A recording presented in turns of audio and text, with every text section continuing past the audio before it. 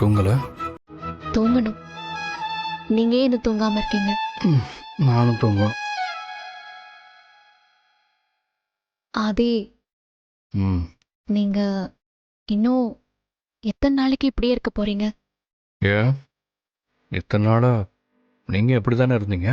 எனக்கு தெரியும். என் ஆதிக்கு பழிவாங்க தெரியாதுன்னு எனக்கு தெரியும். அப்படி இருந்தும் ஏன் என்னை தள்ளி வச்சிட்டு இருக்கீங்க? தமிழோட அம்மாவா என் பொண்டாட்டிய உங்களை நான் இப்போவே ஏற்றுக்க தயாராக தான் இருக்கேன். அப்புறம் என்ன ஆதி, எதுக்கு நம்ம 2 பேருக்கும் நடுவுல இவ்ளோ பெரிய வேலி? எனக்கு என் பாரதி வேணும், என்னோட பாரதி வேணும். இப்போ நான் உங்க பாரதி இல்லையா? அதான் நான் சொன்னேனே, இப்போதைக்கு நீங்கள் தமிழோட அம்மா பாரதியாகவும் என்னோட பொண்டாட்டி பாரதியாகவும் தான் இருக்கீங்க. என்னோட பாரதியா நீங்கள் மாறுறதுக்கு தான் அந்த டைம். எனக்கும் தெரியும், எதையும் மாத்த முடியாதுன்னு நல்லா தெரியும். ஆனா நான் தான் திரும்பி வந்துட்டேன்ல.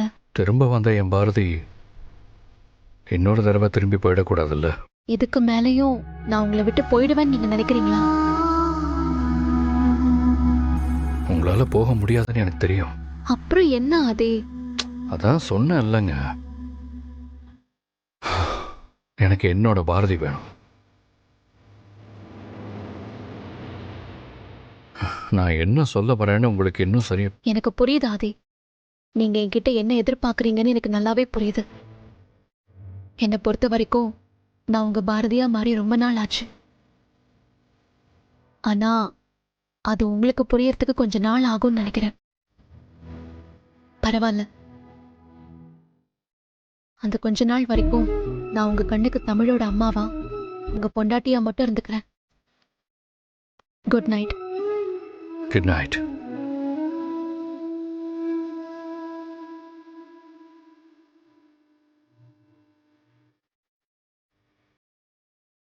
ஏய், நீ எல்லாம் வாய மூடிட்டு சும்மா இருடா. ஏண்டா அந்த 500 ரூபாயில தான் அரிசி வாங்கி சோறாக்கி சாப்பிடணும்னு இருக்கா உனக்கு? மகளை கட்டின மாப்பிள்ள அப்புறமா தரேன்னு சொல்றான். சரி மாப்பிள்ளைன்னு ஒரு வார்த்தை சொல்லி இருந்தா என் பேரன் கண்கலங்கி நின்று இருப்பானா? பாவண்டி அவன் பிறந்ததுல இருந்து அவன் அப்புன்னு ஆத்தாவும் அவகிட்ட பாசத்தை காட்டினதே இல்ல. கட்டினதுல இருந்து நீயும் இப்படியே இருந்தா அவன் மனசு என்ன பாடுபடும்?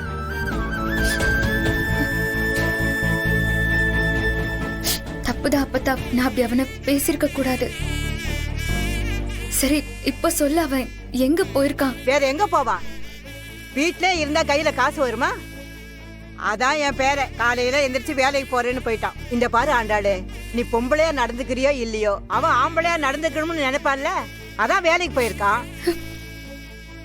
அவன் வேலை முடிஞ்சு வரும்போது மூஞ்ச தூக்கி உருன்னு வச்சுக்காம கொஞ்சம் ஆறுதலா நல்ல வார்த்தை பேசு. புருஷனுக்கு சந்தோஷமே கொண்டாட்டி கொடுக்கற ஆறுதல்ல தான் இருக்கு. முகத்தை சந்தோஷமா வச்சுக்க.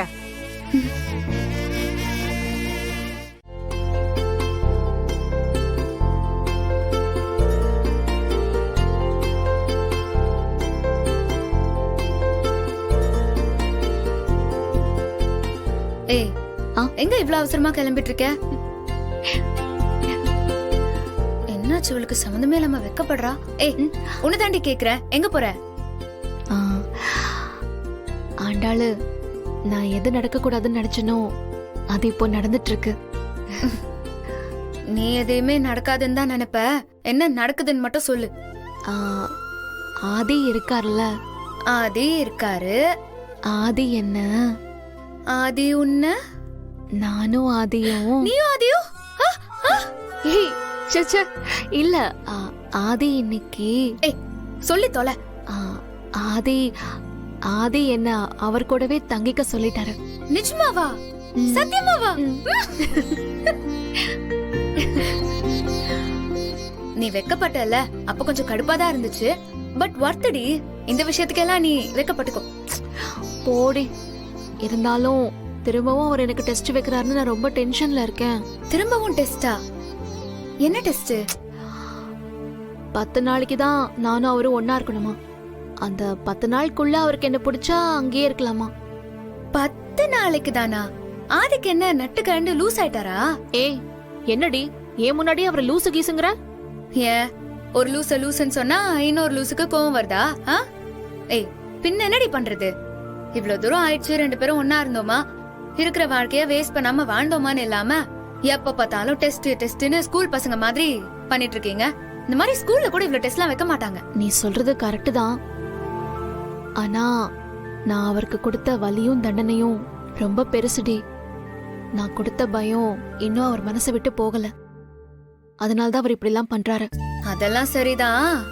ஆனா அவர் தானே நீ வேணும் வேணும்னு துரத்தி உன் பின்னாடி சுத்திட்டு இருந்தாரு. இப்ப என்னவா அவருக்கு? அவர் என்ன துரத்தி லவ் பண்ணும் போதெல்லாம் நான் அவரை கண்டுக்கவே இல்ல. அதான் இன்னைக்கு நான் அதெல்லாம் அனுபவிச்சுட்டு இருக்கேன். எது எப்படியோடி, எனக்கு இந்த 10 நாள் கிடைச்சதே சந்தோஷம் தாண்டி. அவர் ஒரு இடத்துல இருந்தும் நான் ஒரு இடத்துல இருந்தும் எப்படி என்னோட அன்பை அவருக்கு புரிய வைக்கிறதுன்னு தெரியாம தவிச்சிட்டு இருந்தேன். ஆனா இப்ப 2 பேரும் ஒரே வீட்ல இருக்க போறோம். அதுவும் 10 நாள். அது போதும்டி.